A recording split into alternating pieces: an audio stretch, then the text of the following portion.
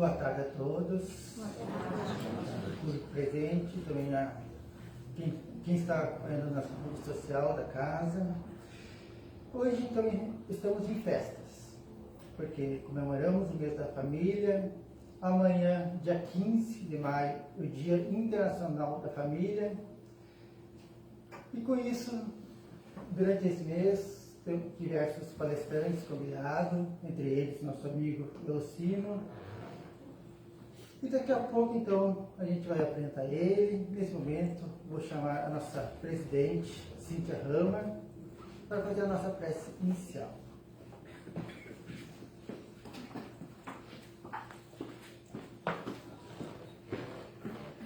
Boa tarde a todos. Sejam muito bem-vindos. Que alegria recebê-los, alegria receber nosso irmão Velocino. Saudamos a todos com muito carinho. Neste momento, convidamos a todos vocês, público presente, convidamos ao público que nos assiste através da rede social, e vamos agora nos harmonizar, entrar em sintonia com a divindade. E assim, com o pensamento elevado ao alto, rogamos da espiritualidade amiga que já nos esperava, já nos intuiu a estar aqui, preparou todo este momento, essa atividade da tarde. Esse pensamento é de gratidão pela oportunidade bendita. E assim, solicitamos humildemente a abertura dos trabalhos da tarde de hoje, as bênçãos de Deus sobre nós. Que assim seja.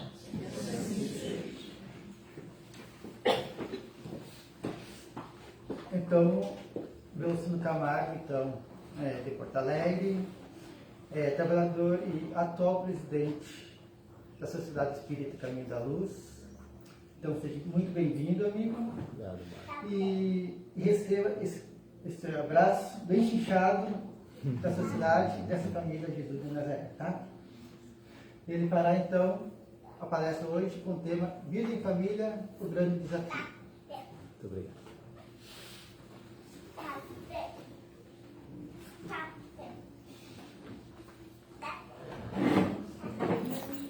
Mais uma vez, então, uma boa tarde a todos vocês. É um prazer retornarmos ao Jesus de Nazaré, depois desses 2 anos em que as casas tiveram que ficar fechadas em razão da pandemia, e retornar ao convívio dos amigos, daqueles também que nos assistem pelas redes sociais. E neste mês de maio, mês em que a casa também faz os seus esforços para que os temas sejam todos eles voltados à família, esse núcleo importante da nossa sociedade de desenvolvimento das habilidades dos seres humanos. Eu vou ler uma pequena quadrinha, está aqui na obra Família de Francisco Cândido Xavier, para mostrar para nós, em verso, como é realmente desafiador esse processo de relacionamento no lar. Esta quadrinha foi assinada por Marcelo Gama. Marcelo Gama foi um poeta. O nome dele é Posidônio Sesimbra. Ele nasceu no Rio de Janeiro, mas ele fez muita fama aqui no estado do Rio Grande do Sul. Tanto que em Porto Alegre eu cheguei a morar com a minha família na rua Marcelo Gama. Não sei se aqui em Caxias tem Marcelo Gama, não tem? Porto Alegre tem uma rua que homenageia esse poeta. E Marcelo Gama, então, pela pena de Francisco Cândido Xavier, deixou uma quadrinha nesta obra Família e diz assim: o lar que nada sofreu e vive somente em festa, lembra a nós quando fechada que ninguém sabe se presta. O lar que nada sofreu e vive somente em festa, lembra a nós quase fechada que ninguém sabe se presta.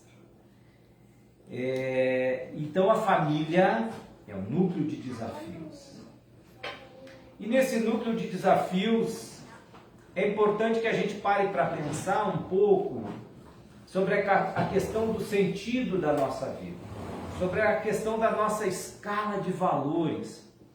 Porque tudo aquilo que vai dizer respeito às nossas ações, comportamentos, estão necessariamente vinculados com a visão que a gente tem de mundo, estão necessariamente vinculadas com a grade de valores que nós estabelecemos para a nossa vida e para a nossa vida de relação. Qual o sentido que a gente dá para a nossa vida? Eu quero, vamos dizer assim, acentuar esse aspecto contando uma pequena história. Um médico americano, Tadeu Merlin era o nome dele. A grade de valores desse homem era uma grade de valores de uma pessoa materialista. Uma pessoa que, naquela época, por volta dos anos 70, do século passado, 1970 aproximadamente, vinha daquele grupo de pessoas que acreditavam que a ciência ia resolver todos os problemas do mundo. Em que, então, cabia à ciência, no desenvolvimento de todo o seu conhecimento, minimizar com o tempo e acabando com todos os nossos sofrimentos. Porque o problema, segundo eles, da humanidade é estar à frente com os seus problemas, com os seus sofrimentos, diariamente, face a face. Nós, as pessoas, tentamos sempre nos afastar do sofrimento. É uma questão natural, quando a gente tem algum sofrimento, alguma dificuldade, a gente quer afastar esse sofrimento, afastar essa dificuldade, afastar essa dor. E na visão desses homens, a ciência ela vinha para minimizar esses efeitos. Olha o que foi o avanço da medicina durante anos, que conseguiu, através somente de uma descoberta, através do estudo dos fármacos, possibilitar que se fizessem grandes cirurgias por conta da anestesia. Olha o que a gente consegue fazer hoje por causa da anestesia. De grandes cirurgias, no passado não tinha isso. As pessoas eram muitas vezes cortadas com um bisturi, sem ter nenhuma droga para que pudesse aliviar aquela dor. Ou a pessoa morria, ou então ela tentava um procedimento desse que era extremamente cruel, doloroso. Então só sobre este ponto a gente vê que nós vamos com o tempo tentando diminuir as dores do ser humano. E a ciência, quando começa a ter um certo controle sobre a natureza e entender como é que ela se processa, a ciência ela vinha com esse propósito de, com o tempo, acabar com todos os nossos sofrimentos, todas as nossas dores, para que a nossa vida fosse uma vida completa e plenamente feliz. E esse médico, Tadeu Merlin, acreditava nesses ideais daquela época. De ideais materialistas, que a vida tinha apenas um propósito aqui, então as dores tinham que ser eliminadas. E ele pensava que se chegasse, por exemplo, a um determinado ponto em que um sofrimento não poderia ser debelado pela ciência, erradicado pela ciência, ele, como médico, fazia uma profissão de fé para com ele mesmo, que ele adotaria a eutanásia nessas situações. Uma pessoa que estivesse sofrendo muito e não tivesse nenhum recurso da medicina para aquele sofrimento, ele diz assim: para que deixar essa pessoa sofrendo? Eu, como médico, eu vou tirar a vida dessa pessoa. E ele era confrontado com outros colegas, mas ele seguiu assim até o momento de se formar. Teve uma ocasião em que era residente e ele foi chamado para um nascimento de um bebê. A Denise está aqui agora, né, com a Nicole, 7 meses. Então ele foi chamado para um nascimento, para auxiliar no nascimento, de uma família que eles eram imigrantes alemães dos Estados Unidos e moravam num bairro afastado. Acabaram construindo casas sem as mínimas condições, um bairro afastado, distante, precário. E ele foi ajudar o nascimento dessa criança lá nesse bairro, ele estava de plantão.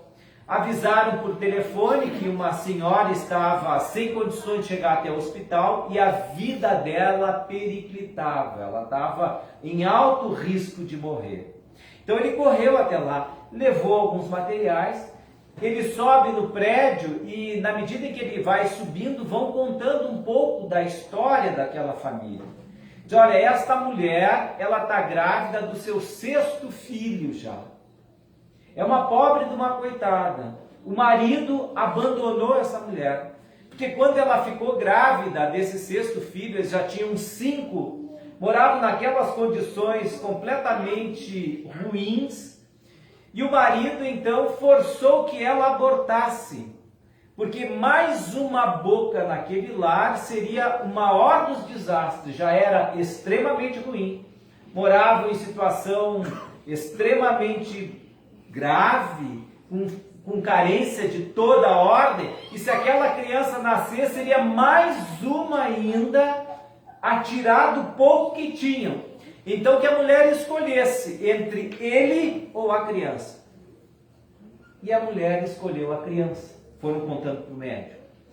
E ficou essa pobre coitada, essa desgraçada agora, com 5 filhos, mais este 6º no ventre. E ela está numa situação difícil, talvez nem ela nem a criança sobreviva.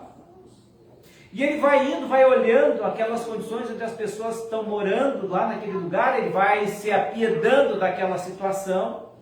E quando ele chega lá, ele aplica uma medicação para auxiliar no processo do nascimento, das contrações uterinas. Mas a mãe estava muito frágil, mal alimentada. Ela, numa parte desse processo do nascimento dessa criança, ela desfaleceu, ela desmaiou, o tamanho era o cansaço que ela estava e as poucas condições físicas. Ele que teve que fazer praticamente todo o trabalho sozinho, esse médico. E quando ele consegue fazer o nascimento dessa criança, era um menino, ele está limpando o menino, fazendo medidas desse menino, vendo as reações vitais dele, ele percebe que ele tinha um dos pezinhos, era torto. E ele olhou para aquela criança, olhou para aquela mãe, para aquele lugar e disse assim, o que vai ser desta criança nascendo aqui nestas condições? Sem poder se locomover com uma das pernas, vai ser um coxo, um manco. E aí ele pensou, eu vou tirar a vida dessa criança. Qual é o sofrimento que vai ser para ela, vai ser para a mãe? Ninguém esperava que essa criança nascesse com vida, muito menos também que a mãe pudesse sobreviver àquele parto difícil. Eu já salvei a vida dela, não me custa chegar e colocar no atestado que a criança nasceu morta. É isso que eu vou fazer, pensou ele. Então ele pegou a seringa, colocou uma medicação letal para aquela criança, para o nascituro, e na hora que ele foi aplicar a injeção, ele ouve dizer assim, que tens com isso? Ele se assusta, parecia que era alguém que estava no quarto, mas não tinha ninguém, era só ele, aquela mulher que estava desmaiada, ele olha para trás, não vê ninguém, mas aquela voz de novo, que tens com isso? Ele se assustou com aquilo, colocou a seringa dentro da valise dele, juntou os outros apetrechos, foi embora e deixou aquela criança com a mãe aí. Seja o que Deus quiser. Os anos se passaram, ele veio a ser avô, e numa determinada noite, a filha que era médica, que seguiu a profissão do pai, casou também com um colega de faculdade que era médico, foram morar juntos na mesma cidade, o pai tinha uma clínica grande na área da medicina, então a filha foi trabalhar junto com o pai, o genro também.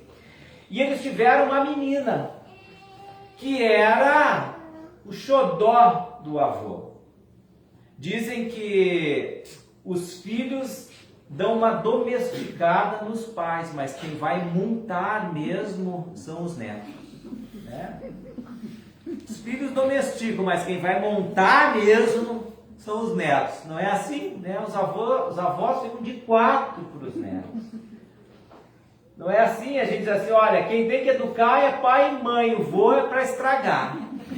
Né? Vô e vó estraga. Na casa do vô e da vó, aqui pode tudo. Né? Mãe não deixa isso, não deixa aquilo, pai, são muito rabugentos. Né? E aí vô e vó estraga. É para estragar. Quem tem que educar é pai e mãe. Então era o xodó do Dr. Tadeu, essa menina.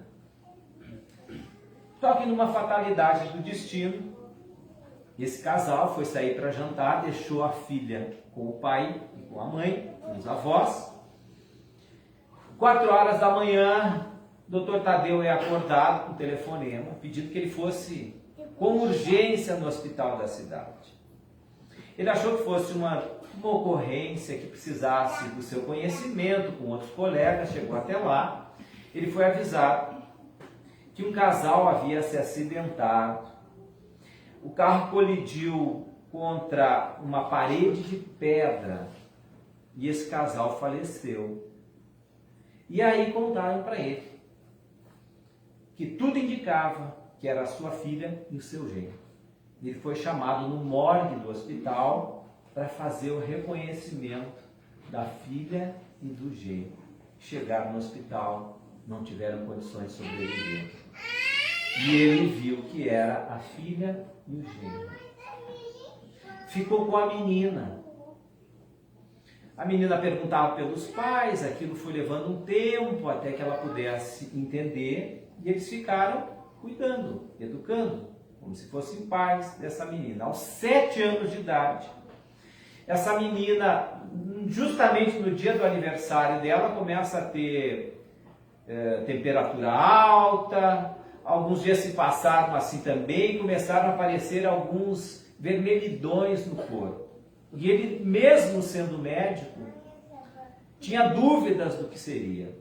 Foi consultar especialistas e todos eles, a quem ele consultou, diagnosticaram como sendo uma doença que naquela época não tinha solução. E que essa criança iria sofrer muito por conta desta doença. Um dos médicos conhecido dele, muito conhecido, chegou a sugerir para ele que ele fizesse a eutanásia. Olha a ironia do destino. Ele era daqueles que pregava a eutanásia. Agora a situação da neta dele. Ele ouviu do colega dizer, diz, olha, fica entre nós, eu vou lá, aplico uma injeção, ela vai sofrer, não vai ter solução, não vai ter cura. Vai ser um processo doloroso. Porque quando a gente bate nos outros, a gente não sente a dor. Não é assim? A gente vê 2 atletas de boxe, MMA, seja lá o que for, aquele que está batendo não sente dor. Agora, quando a gente apanha, a gente sente a dor. Então, a lei, a reencarnação vai nos botando em polos para que a gente aprenda isso. E ele estava aprendendo agora na própria carne. E ele não aceitou a proposta. Então, eu vou buscar aonde for uma solução para isso. Começou a verificar os centros de pesquisa mundo afora, onde estavam fazendo pesquisas nesta área. E ele achou um médico americano numa outra cidade que estava fazendo um estudo sobre isso. Já tinha alguns resultados promissores, mas era incipiente esse estudo, e ele foi até lá. Ele chegou, esse homem trabalhava num hospital público, um hospital, ele era acostumado num outro centro, mais moderno, com mais requintes, lugares, lá era um lugar bem simples, um hospital simples. Até ele olhou e disse, meu Deus, mas um homem como esse, que faz pesquisas de ponta, trabalha num lugar como esse aqui, ele achou meio estranho. Quando ele entrou para se consultar, levou a neta para se consultar, quando ele entra no consultório do médico, o médico recebe ele, está à mesa e tal, e ele diz assim, olha, deixa eu olhar a menina. Ele diz assim, não, mas eu lhe trouxe porque o diagnóstico, ele diz, não, o senhor não me diga o diagnóstico, não fale nada. Eu quero examinar sem nenhuma, sem estar informado antes, né? Não ter nenhum preconceito, assim, um conceito anterior sobre a situação dela. Deixa eu examinar ela. Aí chamou uma enfermeira, colocou tipo um berçáriozinho, uma mesa maior, colocaram a criança ali. Quando ele foi se afastar da mesa, ele empurra, e ele se levanta, ele apanha uma bengala que ele tinha ali. E ele começa a se mexer, e quando ele sai da mesa, ele olha assim, aquele homem puxando uma perna. E ele percebeu que esse colega, que esse médico olhou para ele, e ele diz assim, é que aqui me chamam de Dr. Coxo. E falou brincando, só me chamam de Dr. Coxo. Porque na placa dele estava o sobrenome dele, Dr. Miller. Aí ele olhou a criança, deu o diagnóstico, olha, é esse mesmo e tal, assim, assim. Era o que ele já sabia, o médico. Ele disse, pois eu vim justamente por isso que o senhor... Estou sabendo que o senhor faz pesquisa. Pois mas ainda não fizemos uma escala possível de ser aplicada em seres humanos, em pessoas. Ainda não tem condições, não tem protocolo para isso, eu não tenho autorização para isso. Mas eu lhe autorizo. É a minha neta. Seja o que for, eu gostaria que ela fizesse. Eu assino, eu faço uma declaração, vou em cartório, o que for. Porque a vida dela já está sentenciada à morte e com esse sofrimento. Então, eu me submeto a esta situação dela passar por essa experimentação, porque é o único recurso que eu tenho. Passaram esses dias, fizeram toda a papelada e começou, mas ele encucado com aquele homem. Aí um dia ele pergunta assim para ele, mas e essa sua condição, como é que foi? E tal. Ele contou, disse, olha, eu nasci assim com esse defeito. E o meu nome é em homenagem ao médico que salvou a minha vida. Porque eu sou o 6º filho de uma família de imigrantes alemães. A minha mãe com a minha família morava no bairro tal, contou. Meu pai me abandonou quando soube que a mãe estava grávida. E logo que eu nasci, a minha mãe quis homenagear o médico que fez o parto, que ela não conheceu, porque ela desmaiou. Ela foi até o hospital onde era esse médico, falou com uma assistente social, a assistente social então passou o nome para ele, para a mãe dele, e o nome desse médico era Dr. Tadeu. O meu nome é T. Miller, Tadeu Miller. Olha o que é o destino. O menino que ele ia matar foi agora aquela pessoa que estava salvando a neta dele. Salvando a neta dele. Porque a gente vai aprendendo com a vida.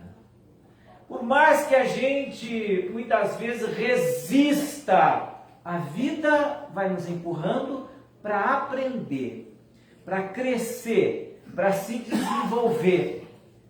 E mais, todos nós somos seres espirituais, e nosso desenvolvimento é um desenvolvimento espiritual, de valores.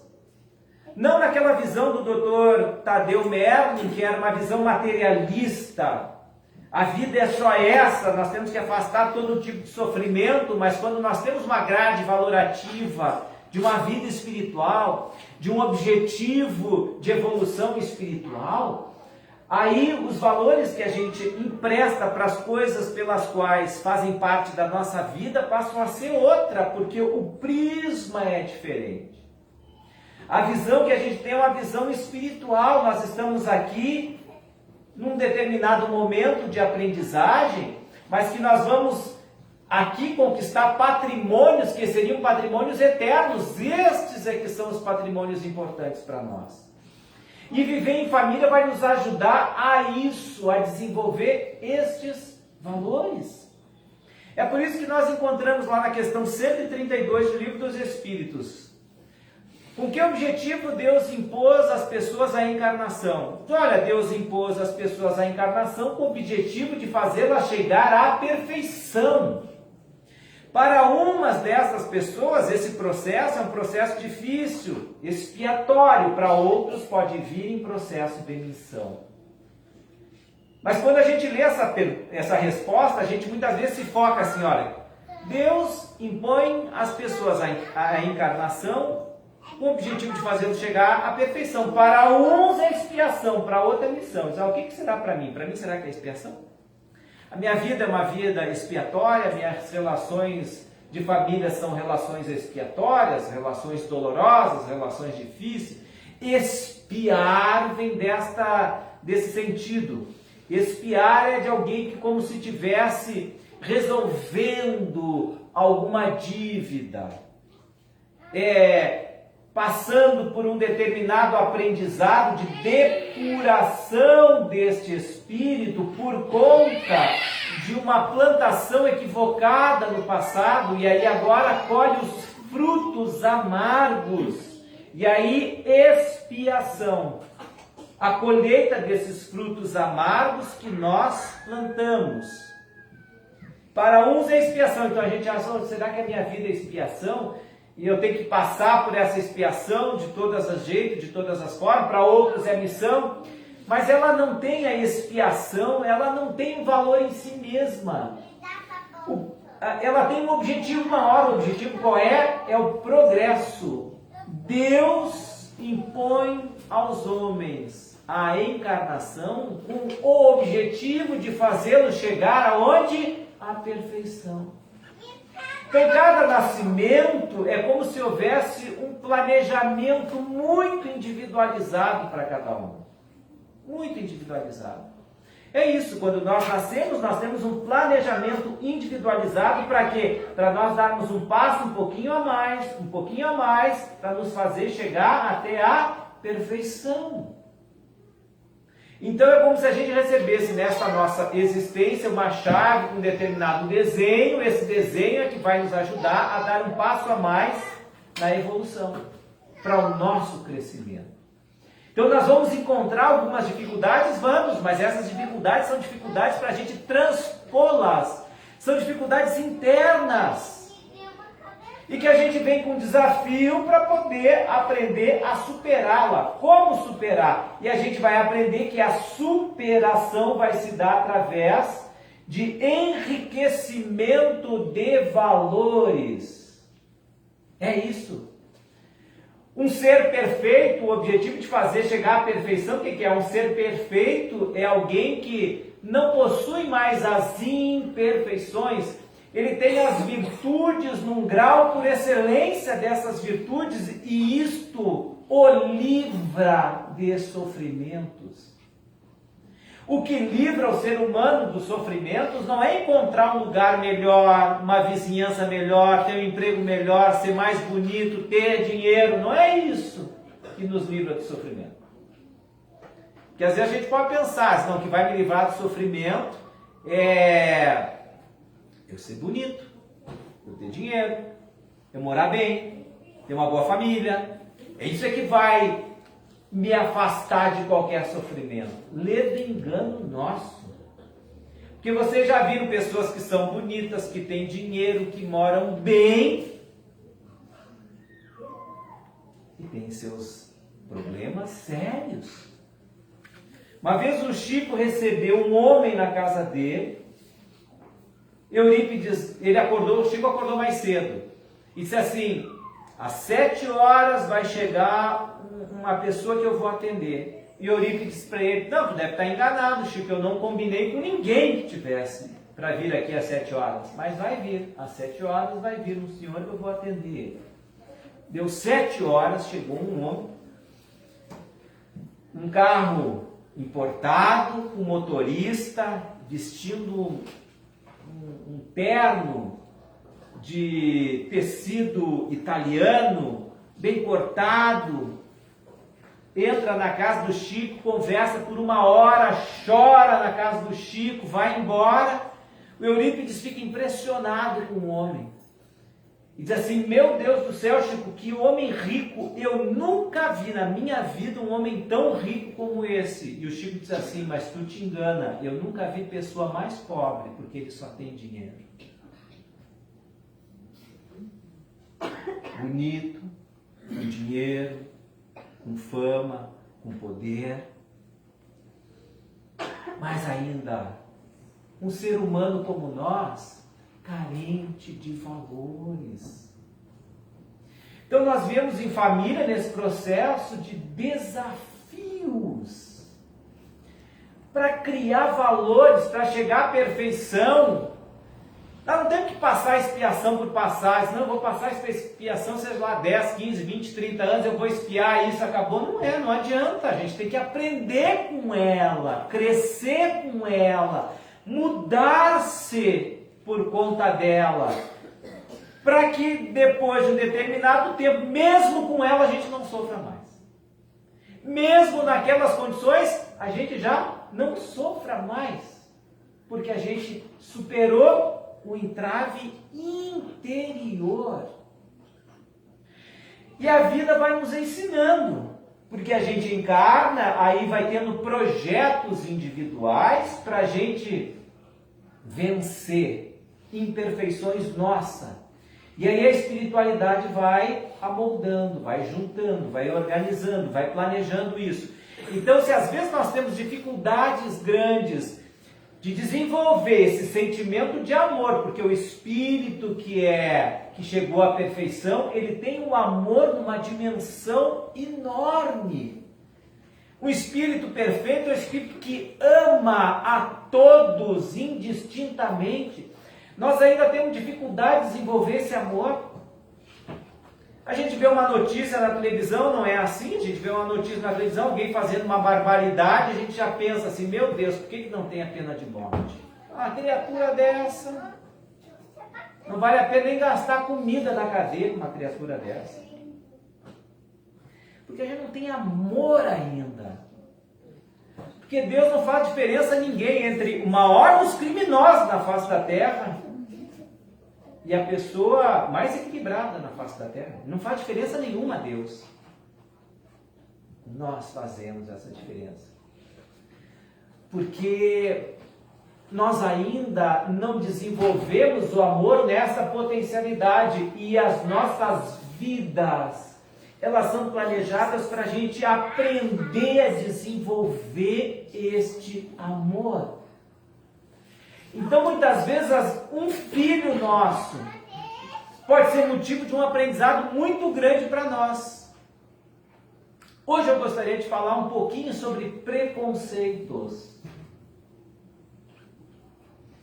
Às vezes nós nascemos, temos a nossa educação, viemos de um determinado grupo familiar, espiritual, que por não termos esse amor numa dimensão maior, a gente começa a escolher para onde nós vamos dirigir o nosso amor, a nossa atenção, e excluindo outros.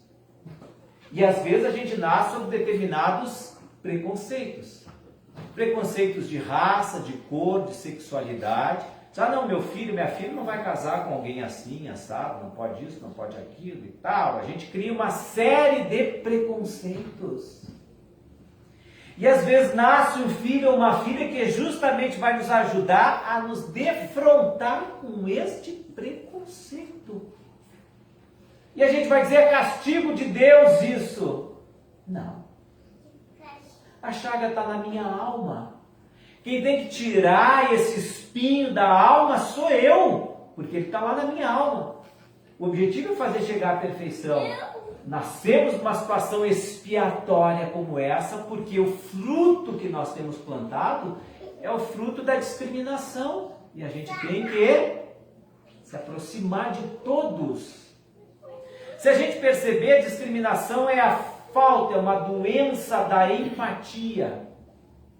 Porque a gente não se coloca na posição do outro. Eu li uma obra que achei muito interessante ele é um jornalista americano do New York Times, famoso, ganhou vários prêmios, Andrew Salomon. Ele escreveu a obra Longe da árvore, longe do pé, longe da árvore. A mãe dele, ela já passou por preconceito na vida dela. Ela nasceu judia, morava nos Estados Unidos. O pai dela já não se declarava judeu na empresa onde ele trabalhava, porque a empresa onde ele trabalhava, ele já havia percebido, na hora de selecionar algum funcionário para um posto um pouquinho maior, eles discriminavam os judeus. Então o pai nunca revelou na empresa que era judeu, para não ter impedido a sua possibilidade de ascensão funcional. E a filha dele, que era a mãe desse jornalista, também padeceu disso, porque ela namorou um rapaz que ela amava esse rapaz. Quando a família do rapaz soube que ela era judia, fizeram um filho romper o namoro com ela. Ela então não ficou com a pessoa que ela amava por conta de uma discriminação em razão da sua crença religiosa por ser judia. Então a mãe do Andrew Salomão, ela já foi criada num ambiente de pessoas discriminadas. Mas ela ia passar ainda por um outro aprendizado. O Andrew Salomão, ele tinha problema de dislexia quando era muito jovem. Então ele tinha dificuldade de se expressar, de gravar as palavras, as letras, os números. Ele, na idade escolar, lá em Nova York, a família procurou 11 estabelecimentos escolares. Nenhum desses estabelecimentos escolares deram matrícula para ele. Nenhum desses homens. A mãe começou então a educar o filho em casa, a passar temas em casa, cuidar dele, dar atenção para ele em razão da dislexia, até que em um determinado momento um diretor de escola aceitou ele e ele começou a estudar lá. Lá por volta dos 6, 7 anos ele começou a observar que ele tinha mais prazer em ficar com as meninas, em brincar com as meninas, do que brincar com os meninos. Meninos. Coisa linda. Amado. E aí, numa ocasião, estava ele e o irmão dele com a mãe, foram fazer compras. Quando saíram do lugar, tinha uma pessoa entregando balões para aqueles que eram clientes lá. E a mãe perguntou para o mais velho: qual é o balão que tu quer? Ele disse: eu gosto da cor vermelha. E a pessoa pegou e deu a cor vermelha. Quando perguntou para o Andrew: qual é a cor que tu quer? Eu gosto do rosa. Foi dar o rosa, a mãe disse assim: não, tu gosta do azul. Não gosto do rosa, tu gosta do azul. Pegou um azul, deu para ele. Na escola, como ele gostava mais de brincar com as meninas, ele começou a sofrer então uma discriminação na escola. Ele pegava um transporte escolar da casa dele até a escola, levava 45 minutos. Quando ele entrava, um dos meninos começou a fazer chacota com ele num dia e chamava ele de afeminado. A palavra em inglês é Percy. Quando ele entrava no ônibus, esse cara gritava lá, Percy, e aí os outros começavam, Percy, Percy, Percy, afeminado, afeminado, afeminado. Vocês imaginem alguém passar por uma situação como essa, num transporte escolar, levar 45 minutos, ouvir ao longo de 45 minutos, todos os dias te chamando de afeminado. A vontade que ele tinha era assumir, mas não podia. Ele encontrou um lugar do lado de uma moça que era deficiente visual, que era alguém que era meio discriminada também por conta disso. E aí ele pelo menos sentava do lado dela para ter um certo amparo. Somos nós dois aqui um pouco diferentes desse pessoal aqui. E ele passou o tempo inteiro assim. 4 longos meses assim, até que a mãe de um aluno acabou contando para a mãe do Andrew que ele passava por isso, porque ele não contou para a mãe. E aí ela contratou uma moça para acompanhar ele no transporte escolar, porque daí os outros meninos se intimidavam com a presença dessa pessoa maior. Então ela ia com ele até a escola e voltava com ele da escola. Mas na hora de fazer o lanche, ele também não fazia o lanche no refeitório com os amigos. E nem com as amigas, porque se ficasse com as amigas também seria motivo de chacota. Os professores viram ele, convidaram ele para ficar na sala dos professores. Ele fez todo o ensino primário, todo o ensino médio fazendo lanche na sala dos professores. Vocês percebem que preconceito é uma crise de antipatia? A gente não se coloca na posição dos outros. E aí vem a doutrina espírita explicar, então, que quando a gente tem dificuldade de se colocar na posição dos outros, a gente reencarna nesta posição que a gente critica. E é o jeito que os espíritos têm de nos fazer aprender. Ah, tu critica isso? Quanto mais eu criticar, mais eu odiar, mais próximo eu estou desta situação. Eu estou atraindo para mim vivenciar isso para eu poder entender na carne isso. Quando a gente bate, a gente não sente a dor. Agora, quando nós levamos a bofetada, a gente sente. Deus impõe às pessoas a encarnação com o objetivo de fazê-los chegar à perfeição. Não é castigo. É um objetivo para a gente acordar. E às vezes pode ser que um filho nosso venha nascer nessa situação para a gente aprender a amar o nosso filho, porque os outros a gente não amava. Então nasce um filho, alguém, um espírito, porque, como já dizia Jesus para Nicodemos, o espírito sopra onde quer, ninguém sabe de onde vem. É por isso que André Salomão chamou essa obra de longe do pé.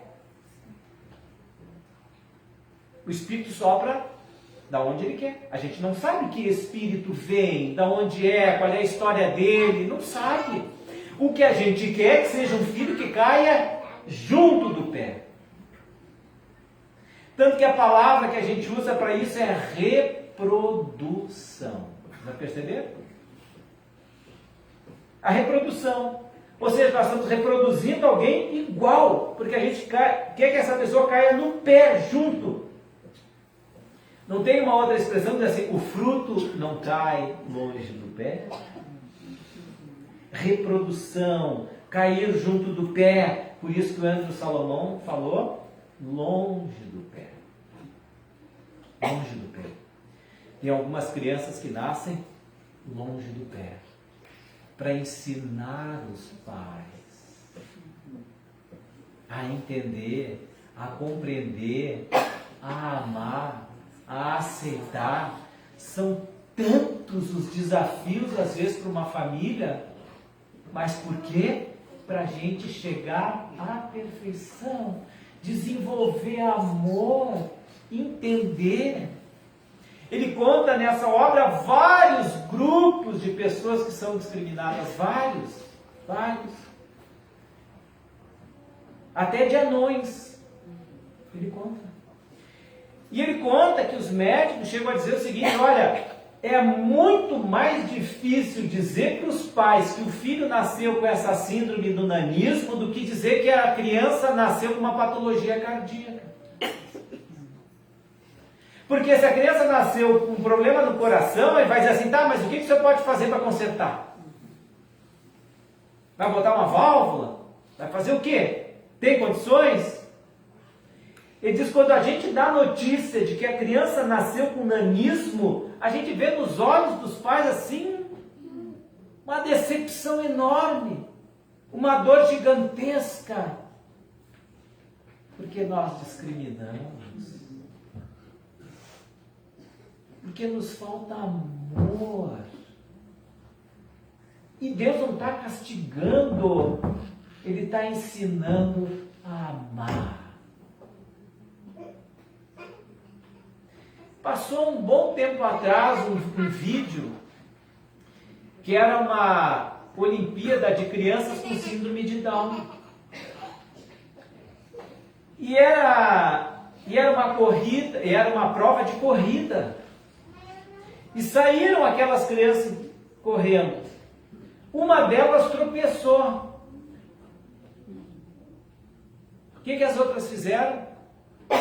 Pararam, levantaram ela e continuaram correndo juntas. Quem é o deficiente nessa história?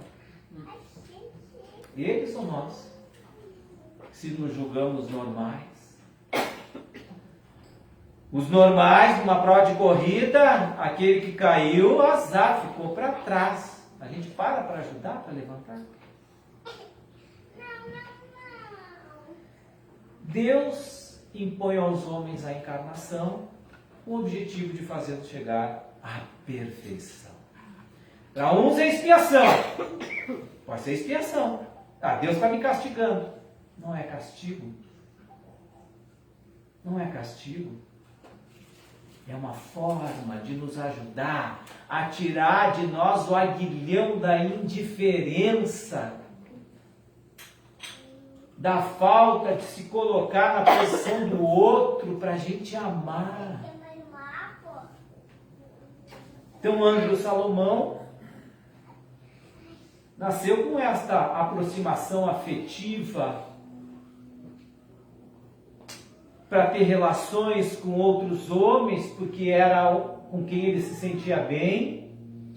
E ele diz, a gente não tem ideia do que passa uma pessoa. Ele diz, primeiro, nós temos que vencer 3 dimensões. Primeiro, uma dimensão individual interna. Porque essa pessoa tem que ela se aceitar, se enxergar assim, não se recriminar, porque a sociedade recrimina, então ela tem que primeiro se aceitar. Ela tem que ver que aquilo não é pecado, que aquilo não é doença, mas até vencer isso, porque ela traz toda uma bagagem cultural disso. Isso é doloroso, gente.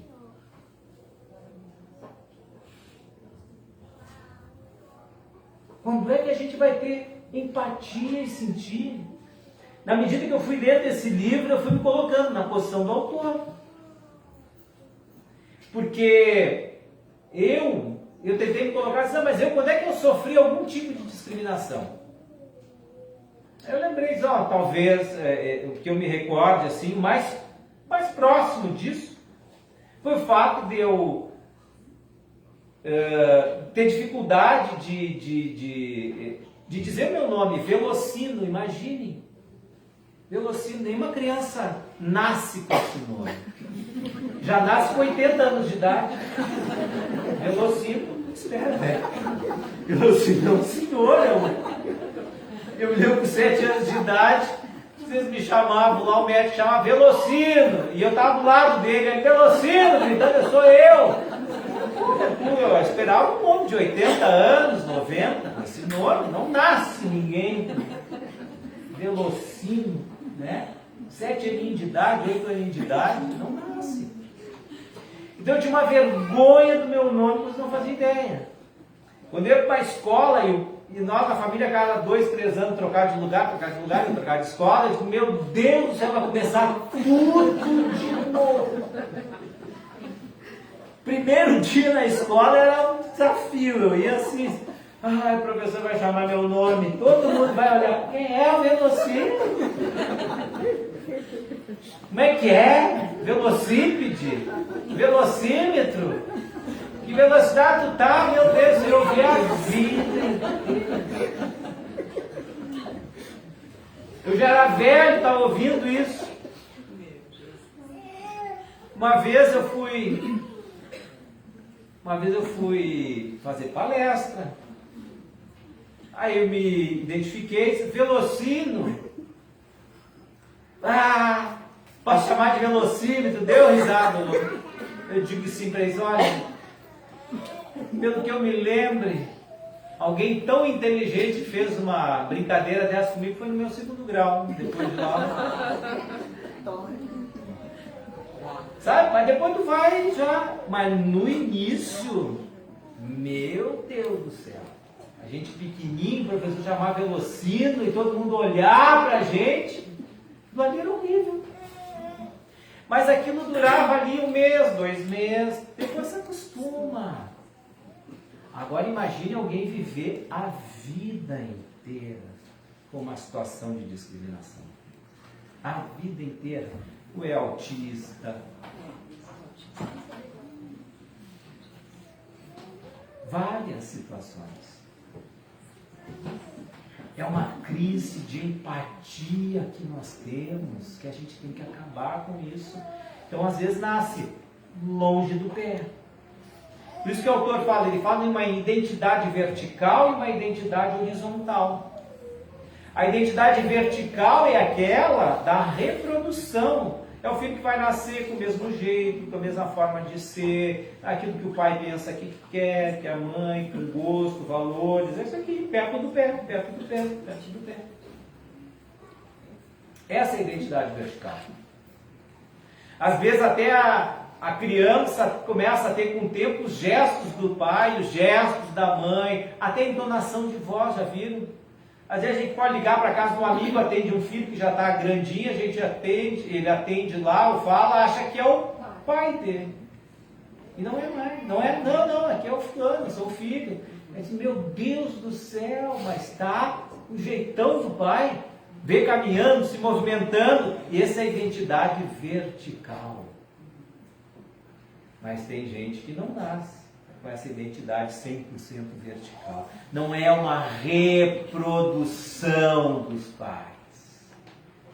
E aí o que vai acontecer? Esse indivíduo vai querer ter uma identidade horizontal. Ele vai procurar fora de casa pessoas que se identifiquem com ele. Para ele ter um grupo de apoio, porque muitas vezes em casa ele não tem este apoio. Porque os pais negam, não aceitam, não acolhem. Será que é tão fácil assim, pensemos a gente, educar um filho homossexual? A gente lidaria numa boa com isso? Amor. Amor. O desafio da convivência familiar é um desafio que leva a nós prospectarmos novos horizontes do amor, a avançarmos em outras dimensões do amor, a alargarmos nossas potencialidades do amor e ter uma vida mais leve. Mais leve. Porque quando a gente começa a exigir da vida, eu quero isso, eu quero aquilo outro, é uma vida pesada, uma vida dura, uma vida de exigências da existência. A gente tem que ter uma vida mais leve. Não se cobrar, não cobrar dos outros, se aceitar, se perdoar, perdoar os outros. É uma vida mais leve, gente. Isso é amor. Esses são os desafios da família.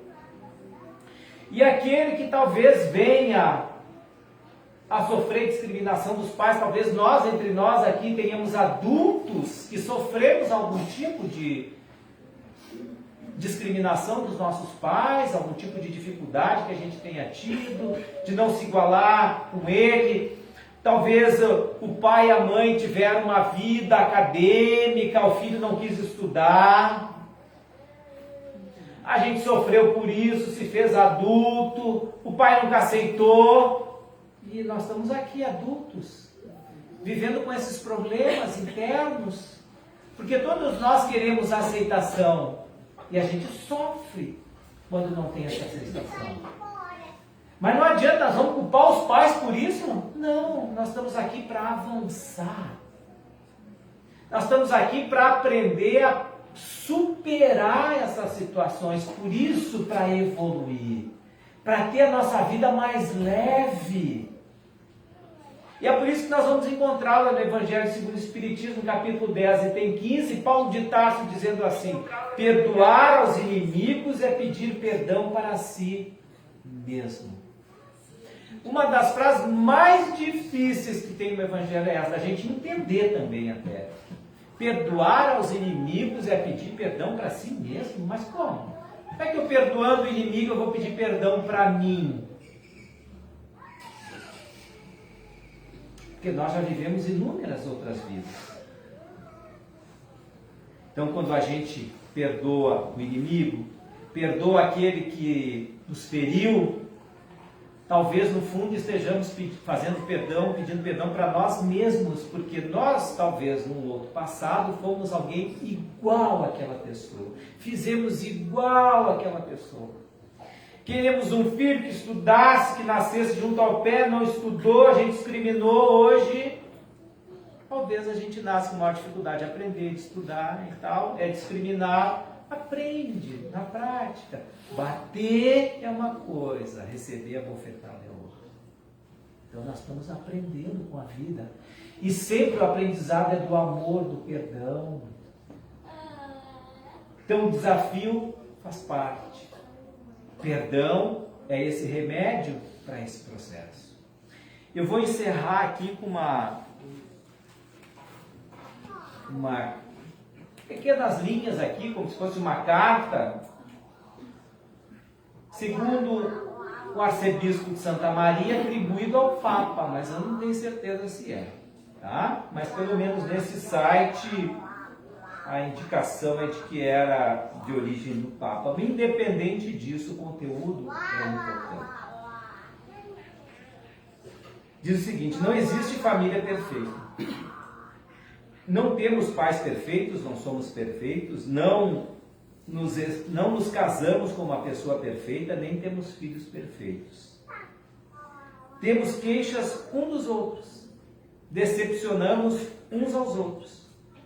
Por isso, não há casamento saudável, nem família saudável sem o exercício do perdão. O perdão é vital para a nossa saúde emocional e sobrevivência espiritual. Sem perdão, a família se torna uma arena de conflitos e um reduto de mágoas. Sem perdão, a família adoece. O perdão é uma asepsia da alma, uma faxina da mente e a alforria do coração.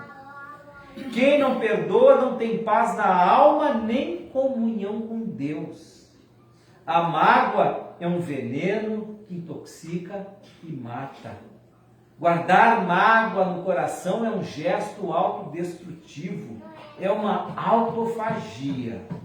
Quem não perdoa adoece física, emocional e espiritualmente.